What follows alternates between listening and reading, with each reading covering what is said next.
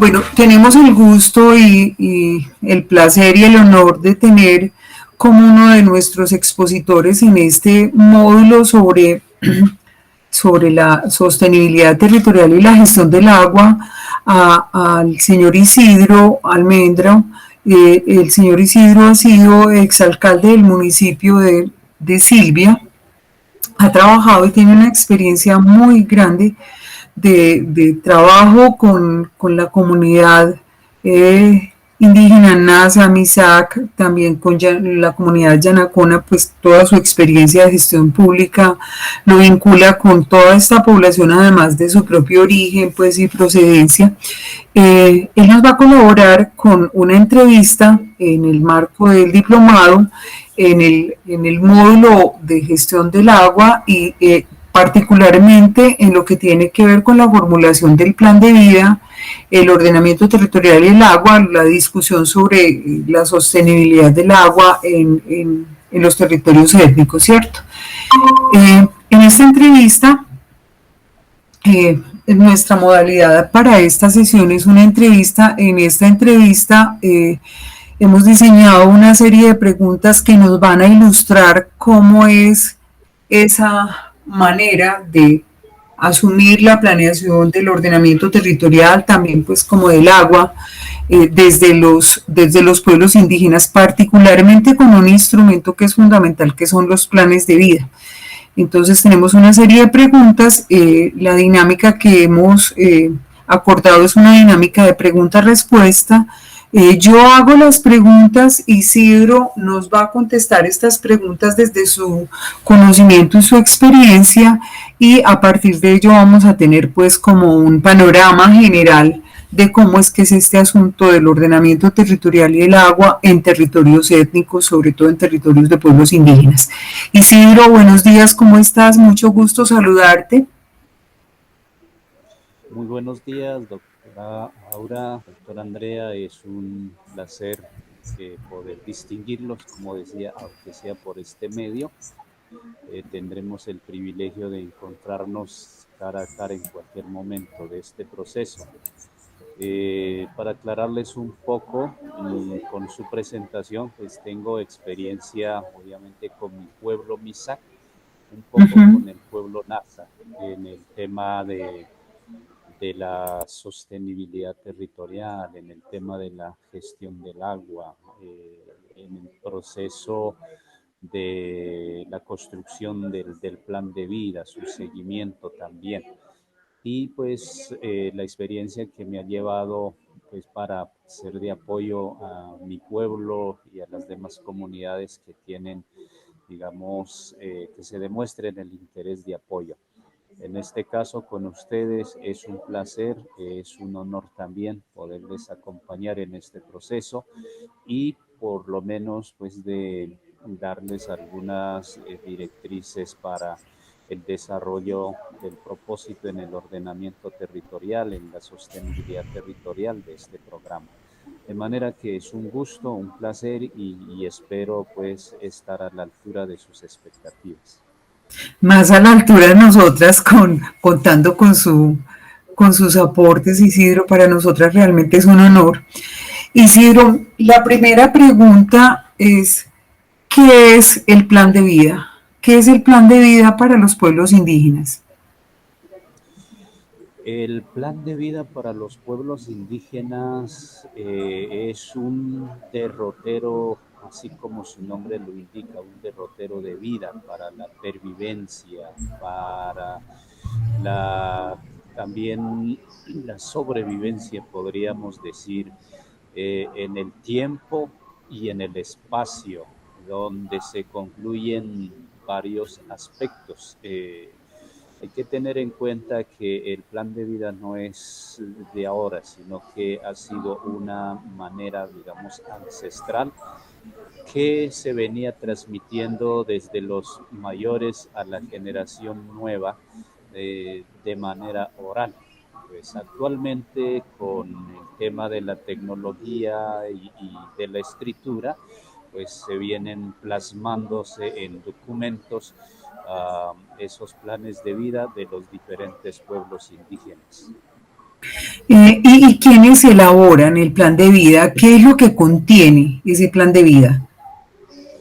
El plan de vida, bueno, pues somos en el país, somos varios pueblos indígenas y cada pueblo indígena tiene su historia, tiene su cosmovisión, su Ujú, cosmogonía también. De manera que en el caso del pueblo Misak, por ejemplo, en el plan de vida se construye, digamos, los niños, los adultos, es la misma gente, ¿no? En su vivencia que se construye ese plan de vida, direccionado, por supuesto, por los mayores, por los taitas, por las mamas, en el caso de mi pueblo Misak. En el caso de otros pueblos, pues serían pues, otras, digamos, otros entes que tienen las instancias que tienen los pueblos indígenas.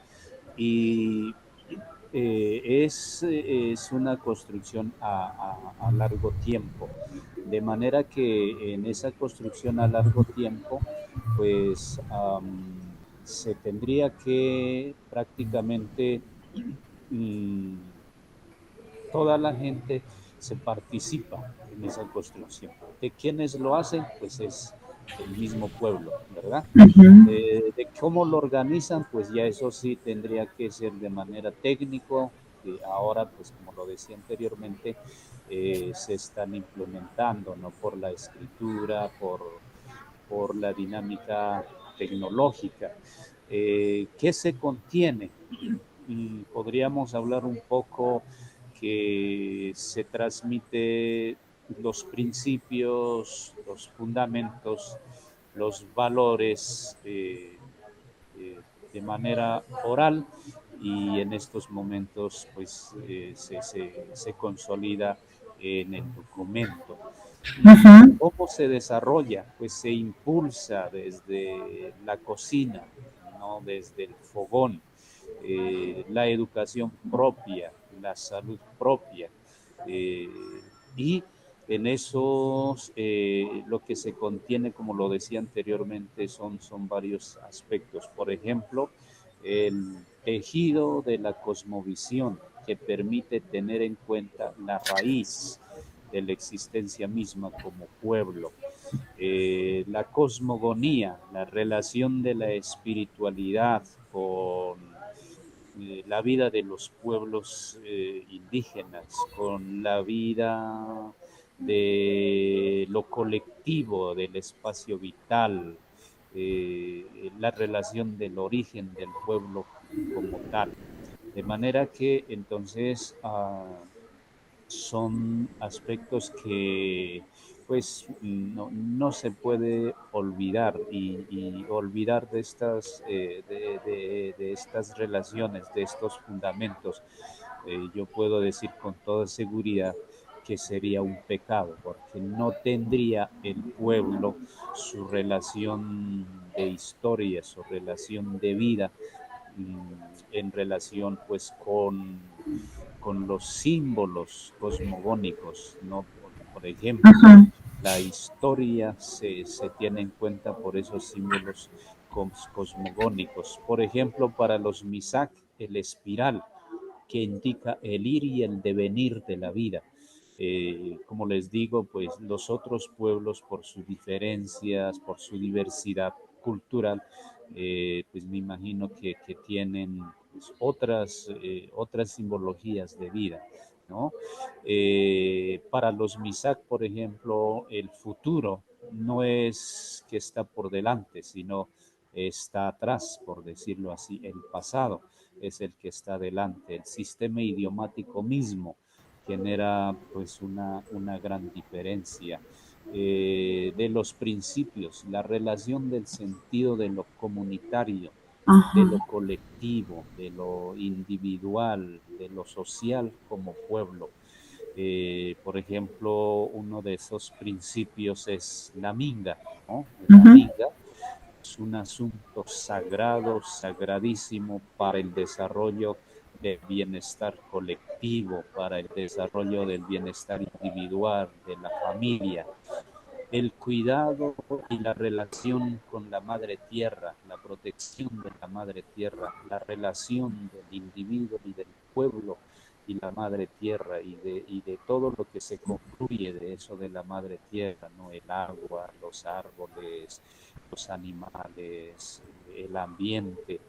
Isidro, a Dígame. propósito, disculpa, te interrumpo. Entonces, digamos que el plan de vida, cuando tú estás hablando de la madre tierra, para nosotros sería como en traducción pues de gente como nosotros tan pobre en esas cuando tú estás hablando de la madre tierra estás diciendo que la relación ustedes son su origen es el agua, su origen es la tierra, mejor dicho ustedes salen del agua y salen de la tierra como cualquier otro ser vivo. Y el plan entonces de vida incluye cómo debe ser el tratamiento con esa madre que les da el origen.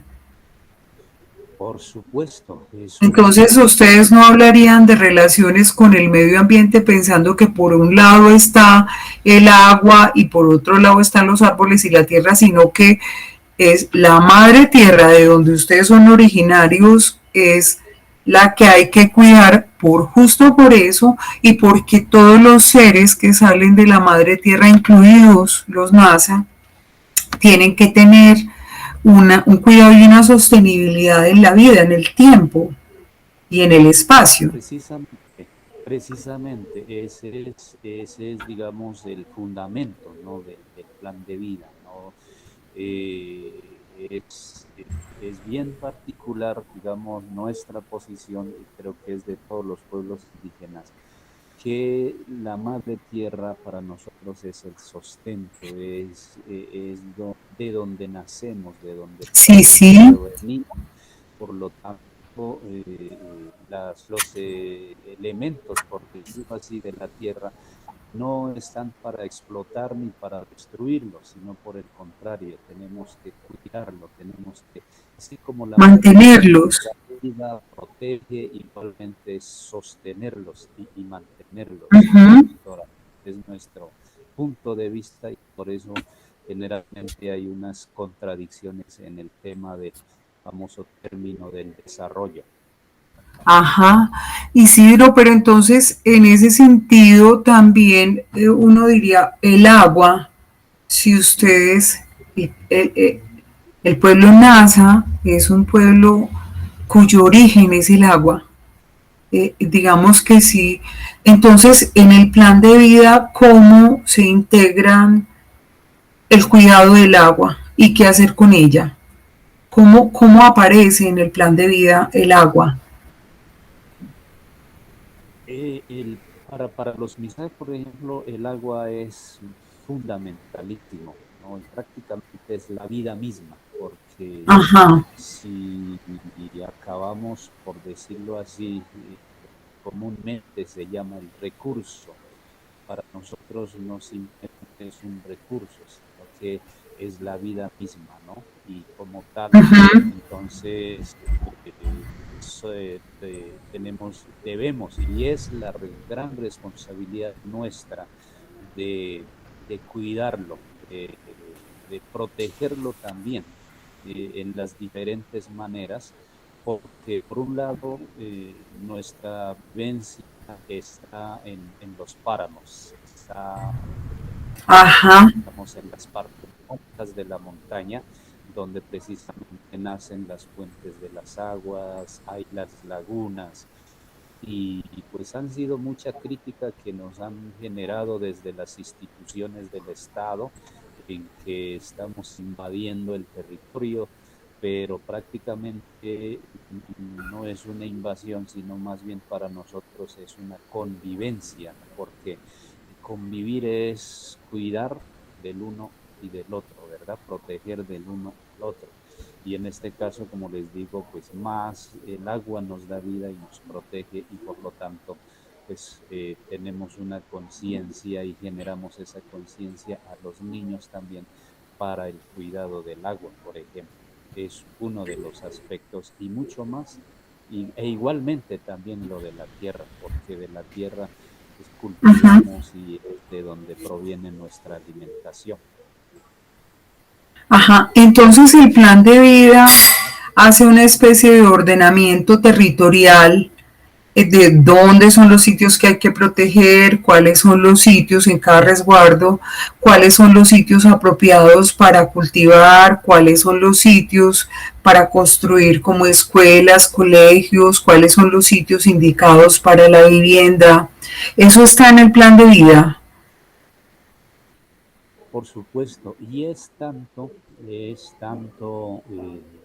digamos, la asignación de los sitios que pues se considera y se tiene esa premisa, ese principio de los sitios sagrados. Por ejemplo, las lagunas, las montañas, para nosotros hay sitios tan sagrados que debemos de tener tanto respeto que para entrar a ese sitio o para llegar al sitio hay que pedir permiso al que da origen a, digamos, a estos lugares, a estos sitios.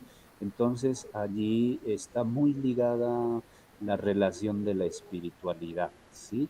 Ujú. Nuestra espiritualidad también es un fundamento principal porque para la construcción de la vivienda, por ejemplo, se, se hace la consulta inclusive con los médicos, que realmente sean los médicos quienes indiquen si el lugar es adecuado, si el lugar es el indicado, porque podríamos estar invadiendo algún sitio sagrado y en vez de pues, disfrutar, por decirlo así, con una construcción de vivienda, por ejemplo, tendríamos más,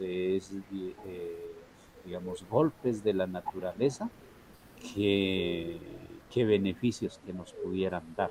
Igualmente con la construcción de escuelas, con la construcción pues de otro tipo de construcciones, pues la espiritualidad genera también una gran inquietud para la pervivencia y la tranquilidad.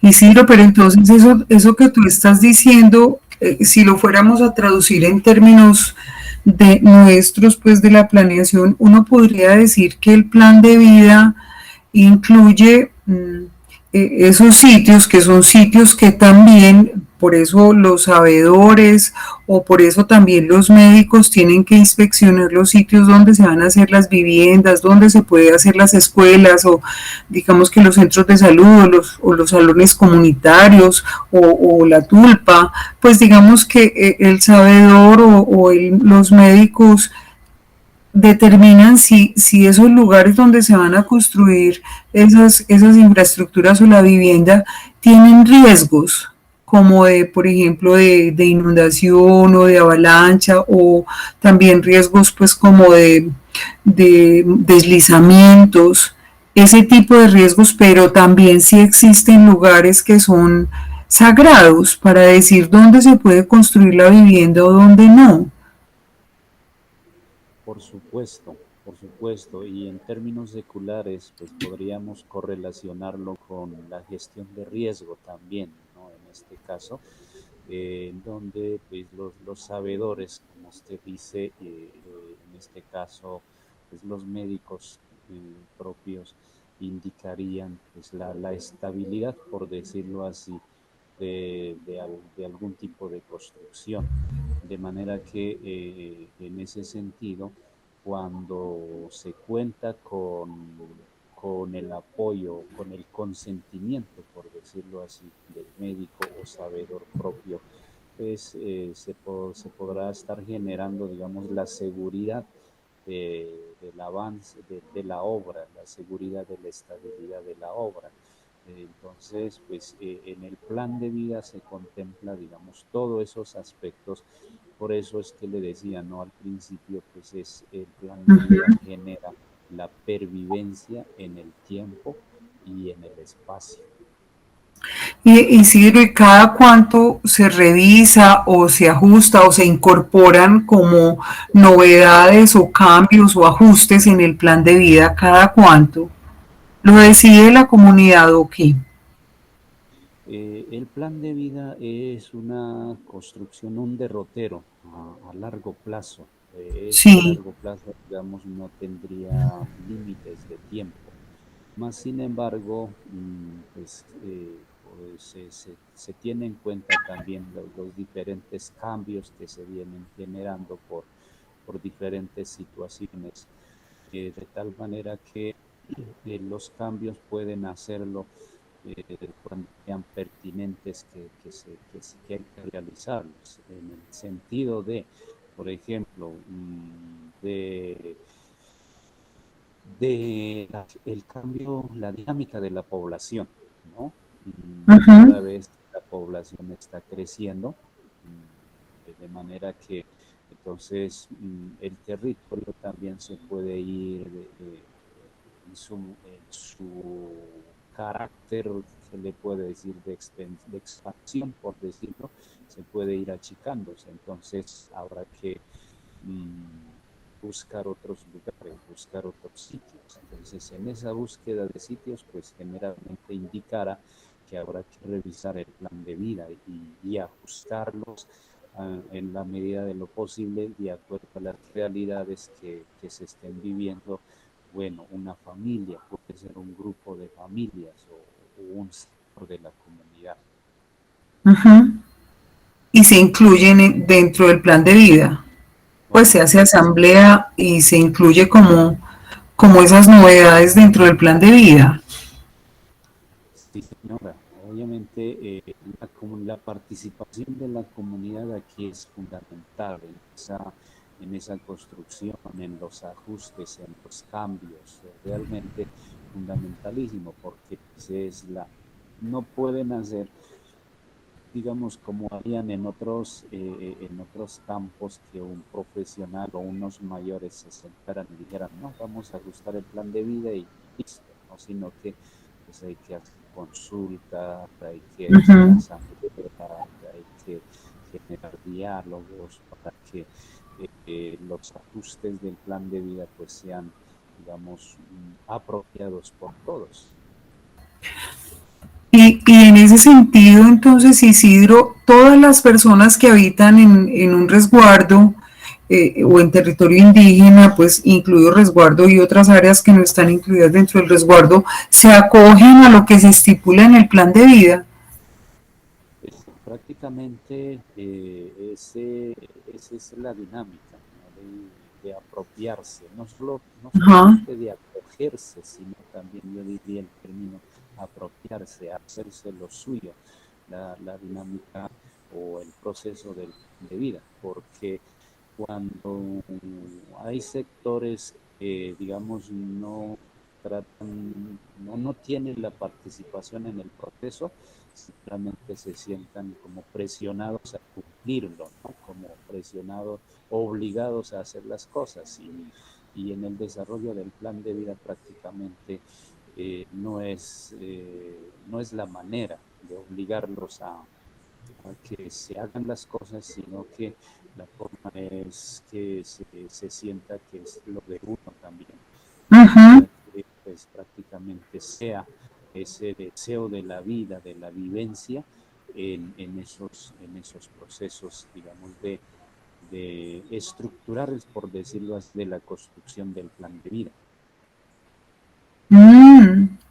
Y si hay personas que no son indígenas, digamos que estén viviendo en el territorio, ellos se acogen o se deben acoger a las leyes propias, yo supongo que sí, pero la pregunta no sobra, es decir, que se tienen que acoger a las leyes propias teniendo en cuenta la autonomía de gobierno propio que tienen los territorios, las poblaciones de los territorios indígenas.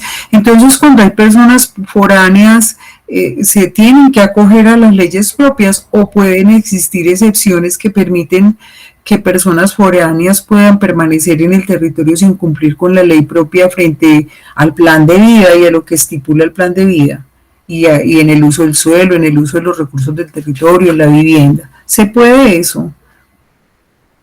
Pues en estos momentos eso está como en discusión, porque las personas foráneas, digamos, tienen su propia manera de ser, su cultura, su Sí. idiosincrasia, ¿verdad? Y cuando se relaciona con otro pueblo diferente, pues así, si no sea el extranjero, pero digamos entre indígenas y mestizos, se pueden presentar aspectos como uno, pues la persona que quiera convivir, ese sería el mejor término, Ujú. pues no tendría problema y acogería sin ser obligado, sin ser presionado a, a ser parte o a cumplir la norma, por decirlo así.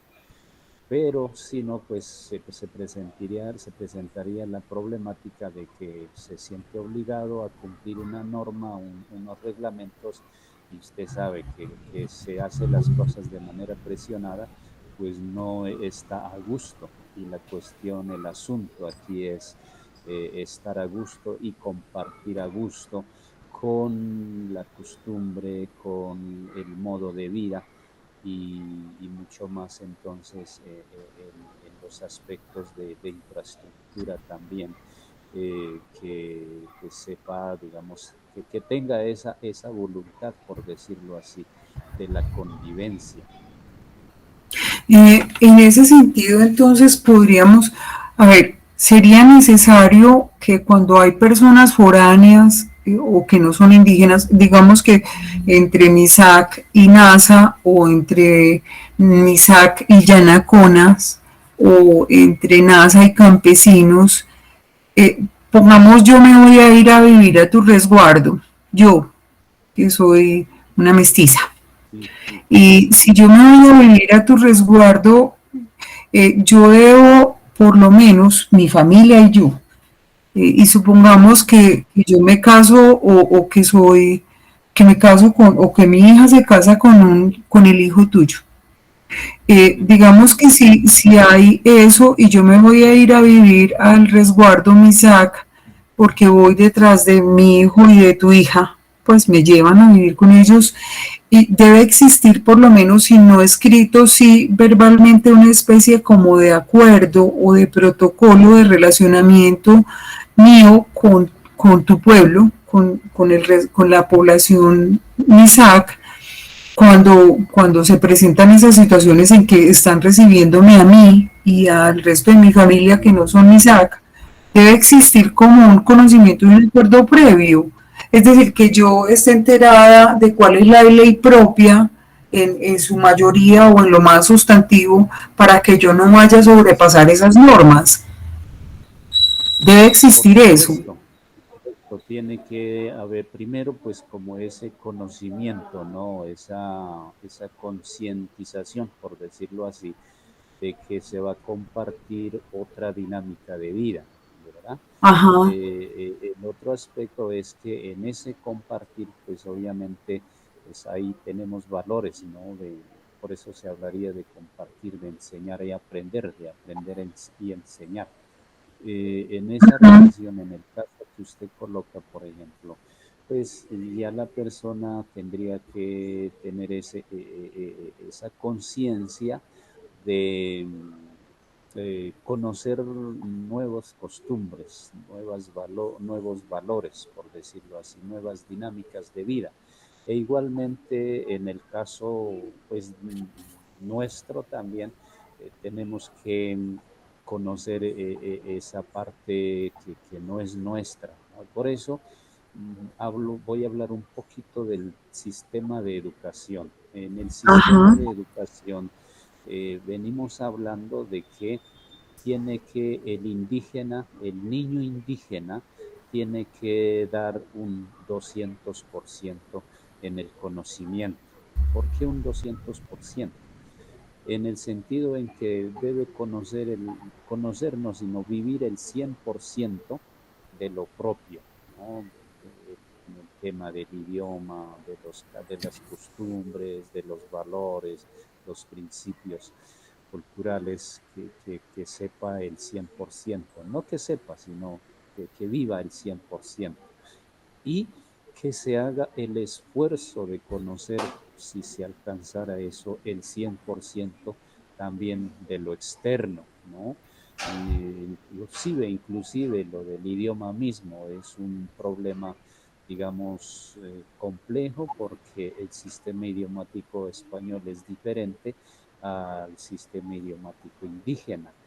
Por Ujú, eso muchas veces pues estamos diciendo unas ideas, pero de pronto no lo expresamos como quisiéramos expresar la idea, y por lo tanto pues damos a entender otra razón.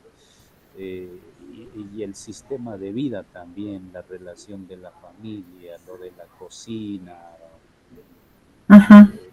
todo estos, ¿cómo se llaman eso? Responsabilidades, pues son muy diferentes. Por ejemplo, para con el respeto para ustedes, los de la ciudad, pienso, no, sino que he visto esa experiencia como se sienten mal cuando se salen a trabajar al campo en la agricultura.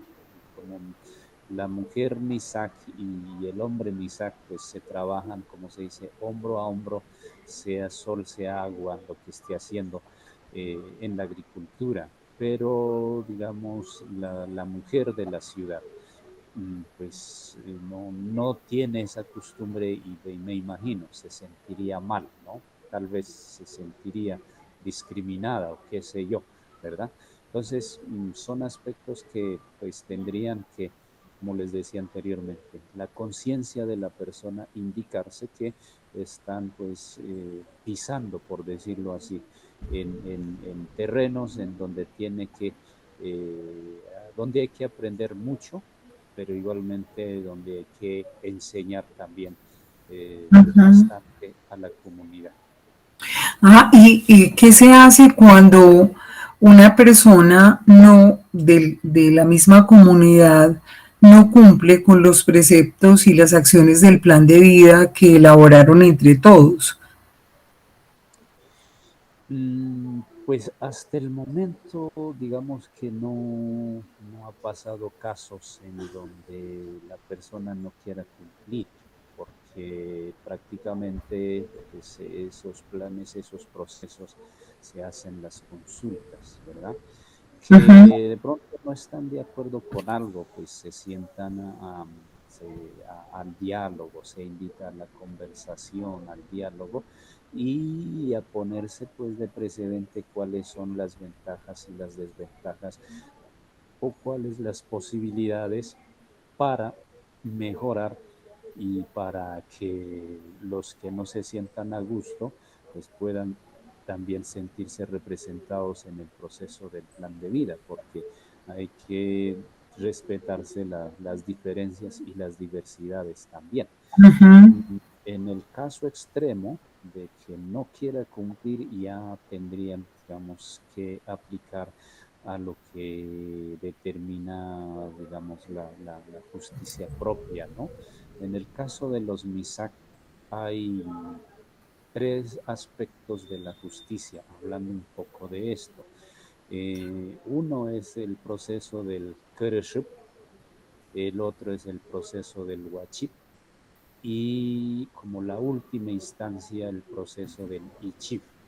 El CRESHOV es como un proceso de sensibilización, de concientización de los valores, de los principios, de que cumpla, de que se concientice, ¿verdad? El Huachip ya es un nivel mucho más fuerte, por decirlo así, de que se concientiza, se sensibiliza, pero si la persona sigue, pues, rebelde, por decirlo así, ya es un nivel mucho más fuerte en donde se habla entre un consejo, se habla la autoridad como tal y se ponen ya condiciones de cumplimiento. Y cuando ya ujú, no se cumpla esas condiciones, pues ya viene el proceso, digamos, más fuerte, que es el ICHIP o el PINEREP. Esa cuestión es que pues ya es algo mucho más fuerte, es un proceso ya de última instancia, como el juete, por decirlo así, o el llamado de atención más profundo que genere pues como la vergüenza por la desobediencia, por desacatar una norma. Ujú. Bueno, y con otro tema que tiene que ver con los planes de vida, ¿cómo se relaciona o se incorpora el plan de vida con el plan de desarrollo municipal? Digamos como, a ver, como un ejemplo, ¿cómo se incorpora el plan de vida de Tumburao con el plan de desarrollo municipal de Silvia? Bueno, entendiendo un poco la interculturalidad Sí, de los pueblos y de la nación misma. Yo voy, digamos, me oriento más por eso. Entonces, nuestros planes de vida son muy sistémicos, muy relacionados el uno con el otro, concatenados, pues, digamos, salud con educación, educación con el ambiente, educación, salud y ambiente con la agricultura, con la producción en ganadería, en agricultura, en siembras, en todo esto es sistémico. Más sin embargo, pues en el tema de los planes de desarrollo, pues vienen como separados, ¿no? El área de educación por aparte, salud por como por aparte, sectores. sectores exactamente. Entonces, aquí se busca esa relación intercultural y por lo tanto, pues ya desde el plan de vida que tiene la claridad, pues ya se busca el mecanismo de correlacionarse a ese sector, al sector educación, salud, productividad, ambiente y todo este aspecto.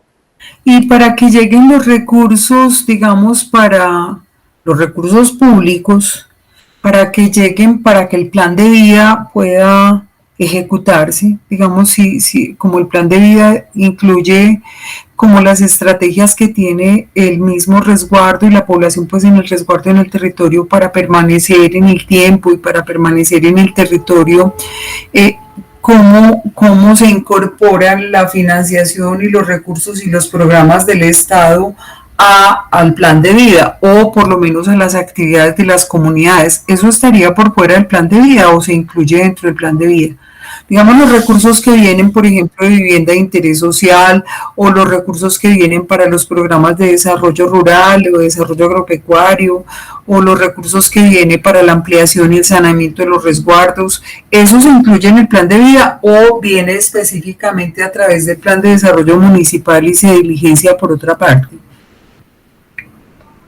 Lo que usted acaba de mencionar, digamos, esos recursos, como los decía, manejando o dinamizando más bien, no manejando, sino dinamizando la interculturalidad Uh -huh. las autoridades propias, pues se buscan las estrategias de correlacionamiento, por decirlo así, de los sectores en relación con el plan de vida Uh porque -huh. uno de los aspectos pues es que desde el alto nivel, por decirlo así, los recursos ya están direccionados por sectores, ¿no? Desde el Plan Sí, Nacional de desarrollo.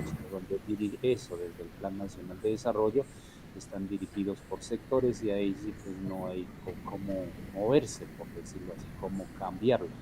De manera que pues se busca ese mecanismo de interrelación y por supuesto el sistema general de participación misma, como Sí. es un recurso para los pueblos indígenas, ya viene asignado un porcentaje para educación, un porcentaje para salud, un porcentaje para este saneamiento básico, que es Uh -huh. acueducto y toda esta cuestión.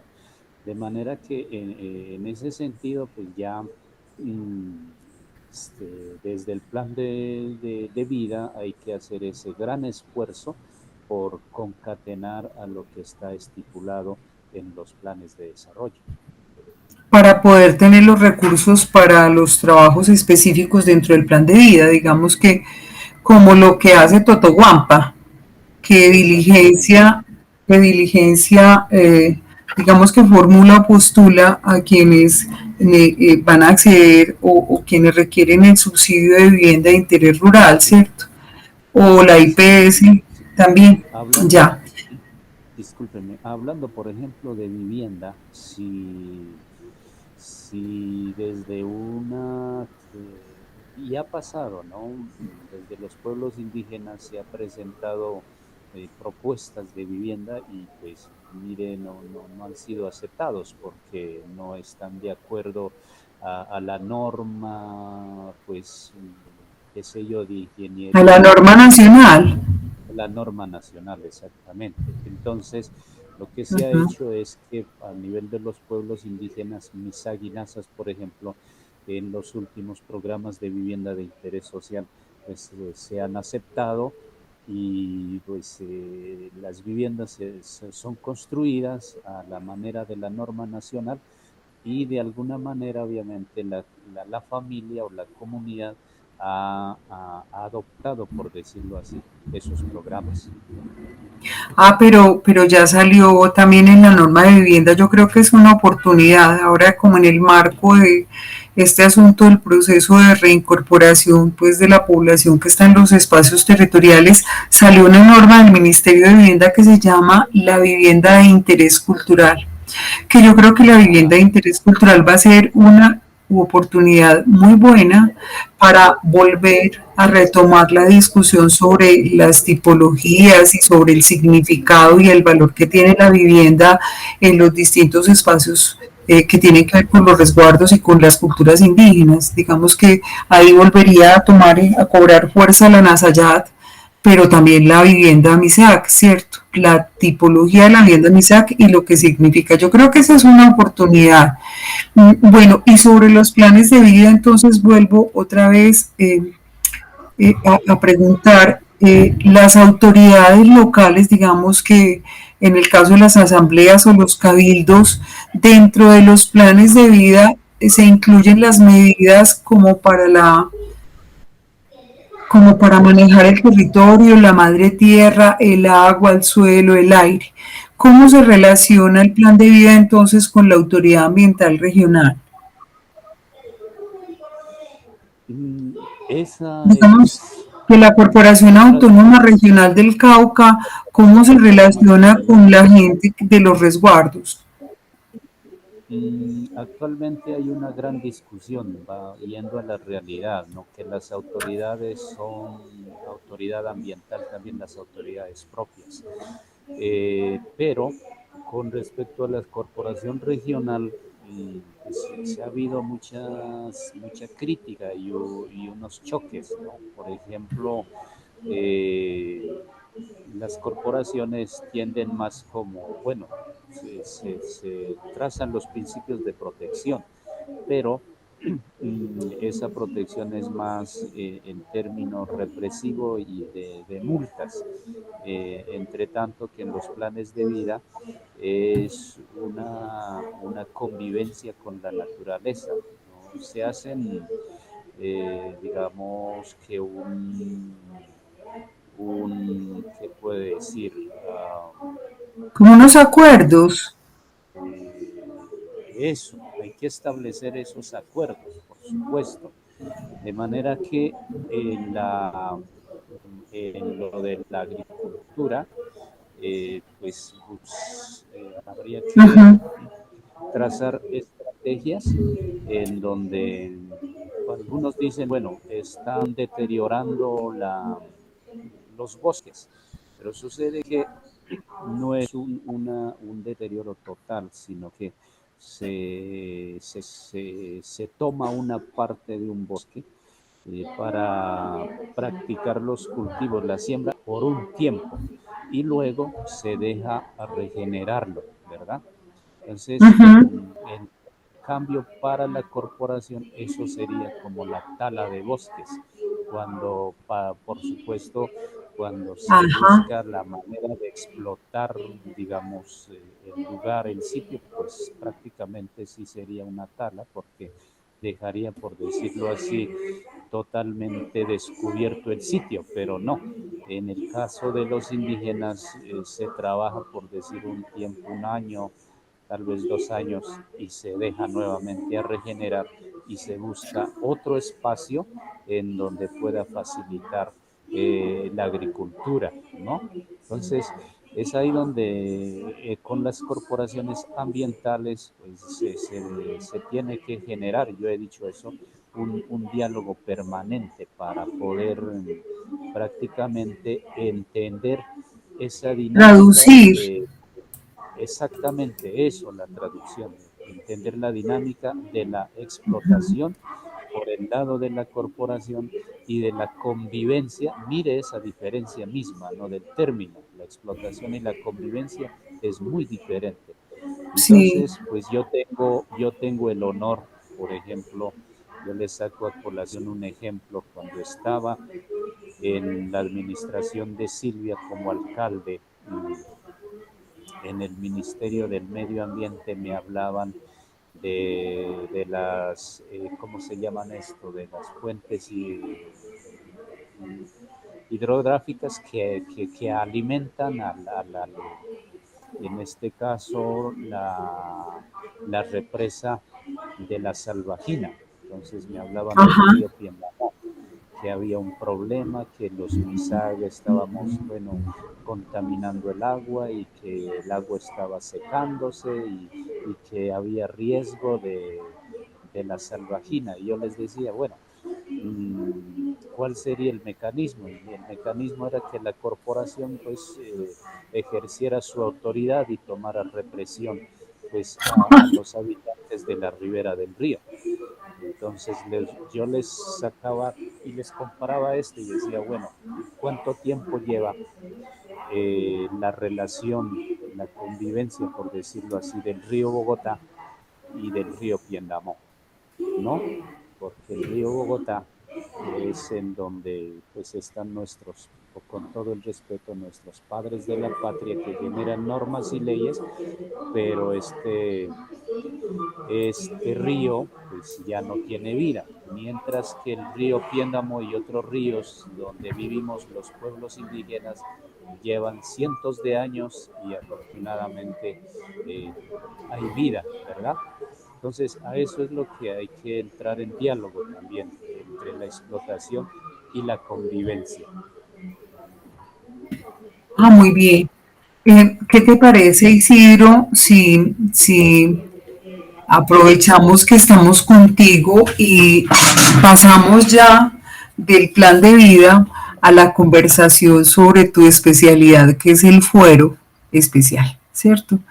Digamos que recuerdas que habíamos hablado de eso que tú te has especializado ya en los últimos tiempos en fuero indígena, ¿cierto? En fuero especial. Sí, señor. Eh, ¿Qué te parece si hablamos de ese fuero que a mí me parece que está muy relacionado con toda esta discusión que tú has planteado y con todos estos conocimientos que tú has planteado como sobre el plan de vida y la autonomía política, la autonomía territorial y la autonomía como social y cultural de los pueblos indígenas? ¿Estarías de acuerdo que hablemos sobre el fuero, sobre este fuero especial y la autogestión del hábitat para los pueblos indígenas? ¿Te parece? Con todo gusto y muy, muy importante. Me encanta hablar de este tema también porque desde ahí viene lo que es la jurisdicción especial indígena, ¿no? Y en relación con la jurisdicción ordinaria, que pues no solamente se refiere a lo de la rama jurisdiccional, sino a todo un sistema de vida, de gobierno, de autoridad, de autonomía, en fin, de todo este sistema de vida para los pueblos indígenas. Muy bien. Entonces yo, sí, lo primero que quiero hacer, Andrea y yo te vamos a preguntar sobre este fuero, ¿cierto? Pero lo primero que yo quisiera saber, Andrea enseguida te hace otras preguntas sobre el fuero. ¿Cómo apareció este fuero especial? Si tú tienes como conocimiento de esa historia, desde cuándo, como las luchas indígenas dieron lugar a que apareciera el foro especial. Sí, señora. Pues mira, el fuero para nosotros, digamos que cuando Pues yendo mucho más atrás, por decirlo así, de la historia de los pueblos indígenas, y en el caso de los Misaj, pues hubo una resistencia por la sobrevivencia en el proceso, por decirlo así, del avasallamiento y del exterminio, hablándose en la época de la conquista, Ujú. hasta que la lucha por nuestros ancestros, por la sobrevivencia ya, se fueron quedando muy pocos, por decirlo así, hasta que la misma corona, ustedes saben, la misma corona española determinó en generar resguardos, ¿no? Generando limitaciones y, y con esa cuestión de, entre comillas, la amabilidad de cuidar a los pueblos indígenas, después de haberlos casi exterminado. Luego viene pues lo de en la época de la República, en la Constitución de 1800 pues, se crea digamos, un fuero, un tema especial para los indígenas, reconociendo un poquito, por decirlo así, eh, y eso que digamos con muy mal gusto, porque nos determinaban de menores de edad y salvajes, ¿verdad? En la Ujú. época de la República y en la Constitución de 1991, con las luchas, con nuestras luchas de nuestros mayores, de nuestros ancestros, pues afortunadamente se tiene una representación indígena en la constituyente, los cuales pues se plantean el reconocimiento de nuestros derechos por nuestras luchas, el derecho al territorio, el derecho a la cultura, al idioma, el derecho a la vida misma, lo que la Constitución pues recalca, ¿no? Que es un Estado social de derecho. Entonces, el fuero viene desde mucho tiempo atrás, por decirlo así, y es, digamos, el camino de nuestra pervivencia en el territorio y también en el espacio. ¿Y qué hacemos ahora? Ahora pues ya hay esa, afortunadamente, esa relación de la jurisdicción especial indígena en relación con la jurisdicción ordinaria, en donde ya hay, pues, hay mucho trabajo por hacer. Mm, André, tú tienes más preguntas sobre el fuero, porfa. Isidro, en breves palabras, ¿en qué consiste ese fuero especial?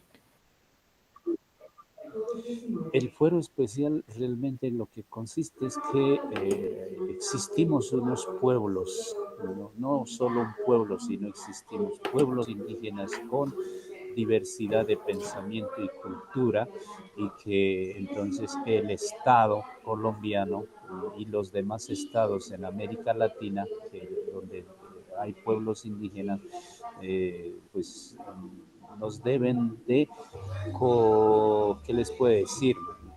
No solo de tener en cuenta, sino de comprender la dimensión, ¿no? de esos derechos en relación con la Constitución Nacional. Ya.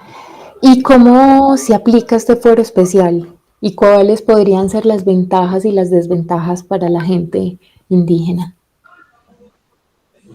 La aplicación, pues prácticamente es en los territorios. Afortunadamente, la Constitución del 91, pues con la representación de los indígenas, reconocen también los resguardos como territorios y naciones, por decirlo así, en donde tenemos nuestra costumbre, nuestras leyes, nuestras normas, de tal manera que esas normas vividas dentro del territorio indígena, pues son fundamentales, ¿no? Y, no, y la correlación con las normas a nivel nacional. Entonces, por ejemplo, yo les digo, voy a dar este ejemplo más pragmático y claro, es el idioma, ¿no? Nuestro idioma, el idioma Namjik, es pues el idioma materno y debe ser hablada y practicada y vivida en el territorio. Pero pues es complejo que uno esté hablando que el idioma Namric sea oficial y que enseñe en los colegios a nivel nacional, ¿verdad? Eh, pero sí, nosotros tenemos, digamos, la obligación, por decirlo así, de aprender el español, que es el idioma mayoritario en nuestro territorio. Entonces, ahí hay dos cosas. Tenemos que, por lo menos en el idioma, saber hablar los dos idiomas, el propio y el extranjero, que es en este caso el idioma español. Entonces, en ese sentido, la ventaja es que nos permite fortalecer nuestra identidad cultural, ¿no? El fuero indígena, y nos permite también dar a conocer a nivel nacional que vivimos unos pues, pueblos indígenas en territorios, ¿verdad? Y por lo menos, haciendo un paréntesis aquí, muchas veces me extraña mucho cuando estoy en otras ciudades, me preguntan, los mismos conciudadanos colombianos me preguntan y dicen, ¿usted viene del Perú? ¿Usted viene del Ecuador? ¿Usted es de no sé dónde? ¿Verdad? Cuando, bueno, en cierto modo con tristeza, pero también con orgullo, puedo decir soy colombiano, igual que como usted, al que me pregunta, ¿verdad? Entonces, esa es la ventaja. Ahora, la desventaja es que todavía pues no hay una, digamos, un mecanismo, por decirlo así, trazado, que haya una concordancia entre el fuero indígena, entre la jurisdicción especial y la jurisdicción ordinaria. Entonces, por ejemplo, para mí sería magnífico en que a nivel de los colegios en otros, que fuera del municipio de Silvia, por ejemplo, fuera obligatorio aprender el idioma Misake, el idioma Namjig o el idioma Nasa, por ejemplo, y no el inglés, ¿verdad? Pero bueno, eso le dejo ahí como, digamos, como para la respuesta a la pregunta suya, Andrea. Isidro, ¿y qué está faltando por concretar del fuero en el fuero especial? ¿A ustedes qué les gustaría que se incluyera? A ver, todavía hay, digamos, unos vacíos y infortunadamente esos vacíos que quedan, pues no se los puede llenar así fácilmente, sino que hay un mecanismo, ¿no? Y el mecanismo es el Congreso. Entonces, que los representantes indígenas no simplemente estén allí como a manera de, ¿qué le puedo decir?, de figuras, sino que planteen, digamos, estas propuestas y que cuenten pues ¿qué se puede decir así?, con acuerdos de otros representantes y dejen aprobados, ¿no? El, el- el- el tema de la correlación. Vuelvo a decir el ejemplo del idioma, un proyecto de ley en que los idiomas indígenas sean enseñados en los colegios de la ciudad, por decirlo así. Ahora dirán, ¿por qué y para qué? Pues prácticamente, yendo a lo que preguntaba la doctora Aura, en el tema de la convivencia de un no indígena con un indígena, pues por lo menos tenga un conocimiento, digamos, cultural, ¿no? En esta parte. Entonces, pues hay un proceso largo por recorrer, pues esperemos que se nos dé también la oportunidad en ese recorrido para que se pueda compaginar la jurisdicción, el fuero especial mucho más amplio entre la jurisdicción especial indígena y la jurisdicción, digamos, ordinaria. Isidro, yo voy a meter la cucharada ahí, pero de pura metida. Y hay unas cosas que yo me pregunto que me parece como de simple razón lógica, ¿cierto? Por ejemplo, en los traslapes, cuando tenemos traslapes de resguardos indígenas, de territorios indígenas incluidos los resguardos, y, y territorios que van más allá de la declaratoria misma, de la delimitación del resguardo, pero que son territorios habitados por comunidades indígenas o por pueblos indígenas más bien, y encima tenés el traslape de parques nacionales naturales, ¿cierto? Tenés una delimitación de un parque nacional natural, como en el caso de la Orinoquía con el parque Pinaui, o como en el caso del Parque Nacional Natural Tayrona, en la Sierra Nevada de Santa Marta, y los territorios de la gente Iquiu, de allá de la Sierra Nevada, los mismos parques y áreas de reserva que hay en el Cauca, que se traslapan con territorios que previamente eran territorios que tenían una declaratoria de resguardo indígena. Y yo siempre me he preguntado por qué las áreas, si hay ese traslape que le implica restricciones de uso del suelo a las comunidades, digamos a los pueblos indígenas les implica restricciones de uso del suelo para áreas que son de protección estricta, como los parques nacionales naturales. Yo siempre me he preguntado por qué la jurisdicción especial no asigna directamente a estas comunidades al manejo de esas áreas protegidas cuando son ellos los que históricamente las han mantenido y saben mantenerlas.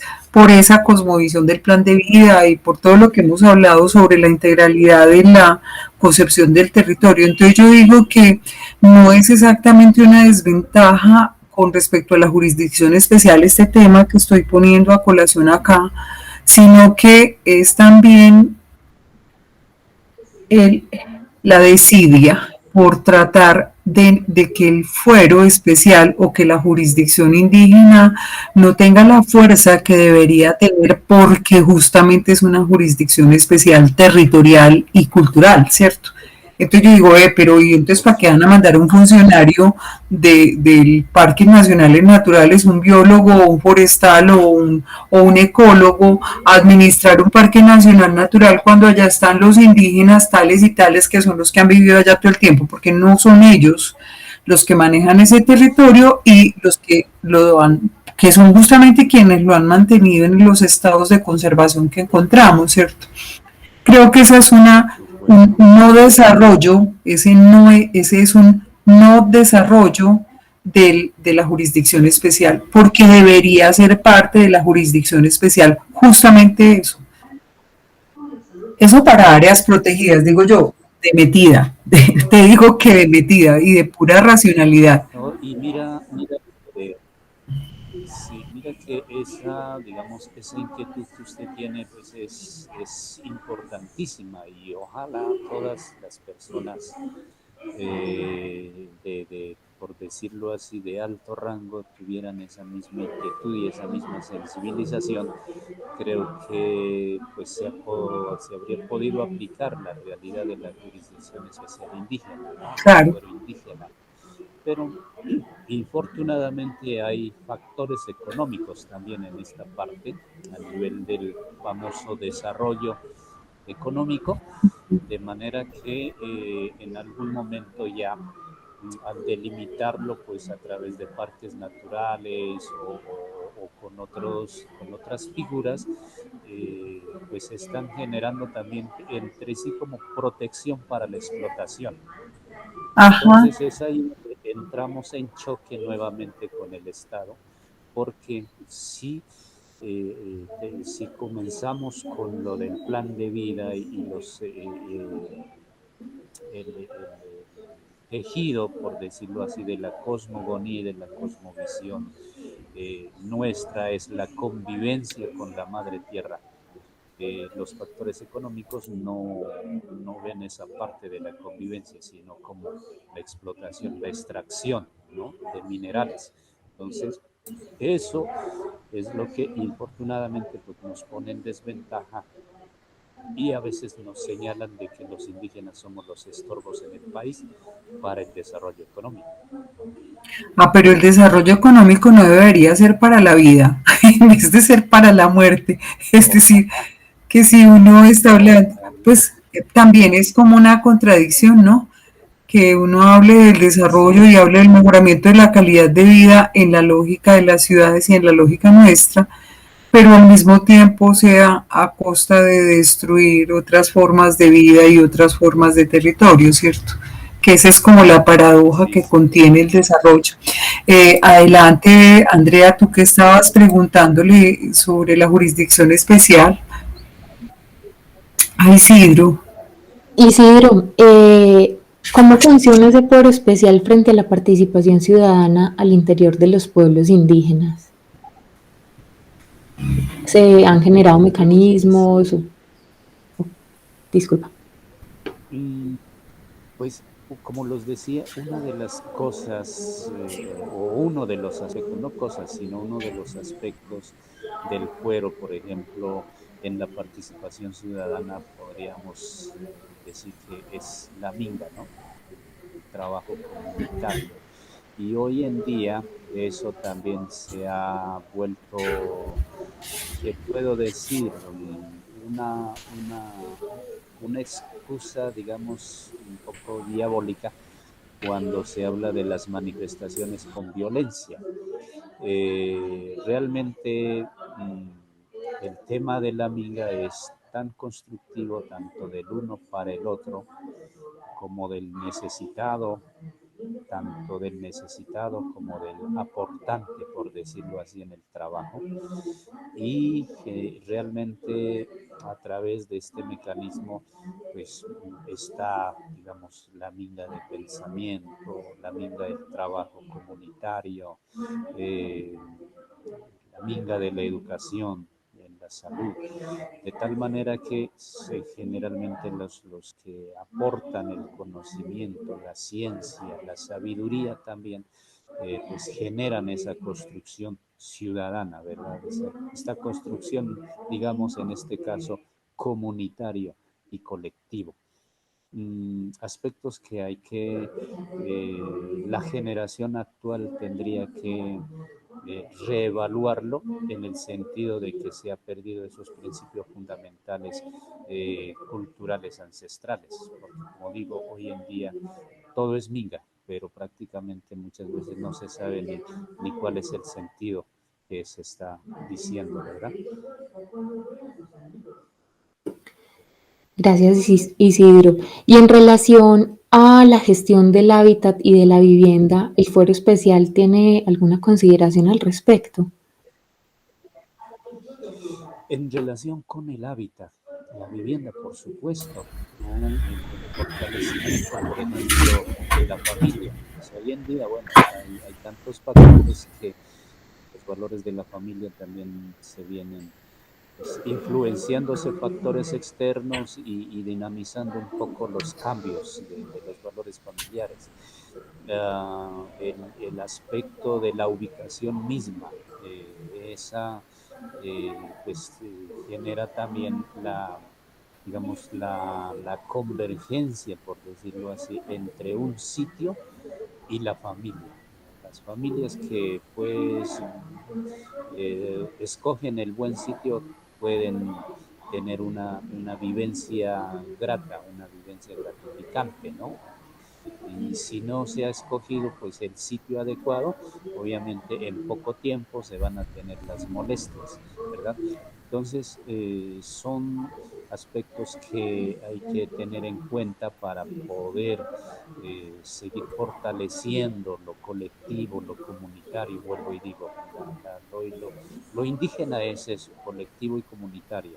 ¿Y por qué no se habla de individualismo? Pues por eso mismo, esa concepción colectiva. El individuo tenemos que generar esos valores colectivos, ¿verdad? Entonces, obviamente, esa dinámica colectiva no está tan bien comprendido en el mundo externo, ¿no? Y muchas veces se relaciona con el socialismo o el comunismo, por decirlo así, pero prácticamente pues eso ya es, digamos, está por otro lado, mientras que nuestra cosmovisión colectiva comunitaria pues es igualmente sagrado, en donde si salimos de esas líneas, si salimos de esos parámetros, prácticamente ya no seremos pueblos indígenas, ya no seremos, uh, ya no tendremos los valores culturales, y que el cuidado nuestro es eso, de no perdernos nuestra identidad cultural, nuestras raíces culturales, de no perdernos esa relación con la naturaleza, con la madre tierra, esa relación con el agua, es vital para la vida. Isidro, y ya para terminar, ¿cómo funciona el fuero especial frente a la consulta previa como mecanismo de relacionamiento con las instancias de gobierno locales, regionales, nacionales? ¿Cómo es esa relación del fuero especial con ese tema? Son dos aspectos, ¿no? Uno, pues a nivel del manejo interno, realmente pues, se hacen a través de las mingas, a través de las asambleas comunitarias, digamos, las concertaciones, ¿no? Y eso sería como la especie de consulta previa a nivel interno. Pero en el factor externo ya son las autoridades y su comunidad quienes se sentarían a evaluar de, digamos, de las propuestas, de las dinámicas que se generara alguna propuesta, en este caso de, digamos, de propuesta ambiental o propuesta de vivienda o de infraestructura. Sería la comunidad quien se sienta con su autoridad y se evaluaría, ¿no? Y ahí sí ya entraríamos a hablar del cumplimiento de los procedimientos de la consulta previa. Pero el fuero indígena ya ahí se surte más efecto en esa consulta previa, en donde las instancias o las instituciones se concertan, ¿no? para llevar a cabo un proyecto de infraestructura. Y lo bonito Isidro, de eso es la concertación, ¿no? Poniendo de precedente pues, las dinámicas externas, los factores externos y las dinámicas internas también, y que pues, sería una experiencia bastante gratificante y podría haber una pequeña respuesta a la pregunta antigua que usted me decía, ¿no? ¿Qué falta por hacer, por desarrollarlo, en fortalecer el fuero indígena en relación pues a lo externo? Entonces, los pequeños pasos que se den en las comunidades nos pueden servir para dar grandes saltos, por decirlo así, a nivel pues a nivel externo. seguramente. Isidro, muchísimas gracias por habernos acompañado en esta conversación, en esta entrevista. No sé si la profe ahora tenga alguna otra pregunta o... No, yo lo único que tengo es muchas ganas de estar en el diplomado, Isidro, y poder estar con ustedes como aprendiendo de el mundo indígena en el Cauca.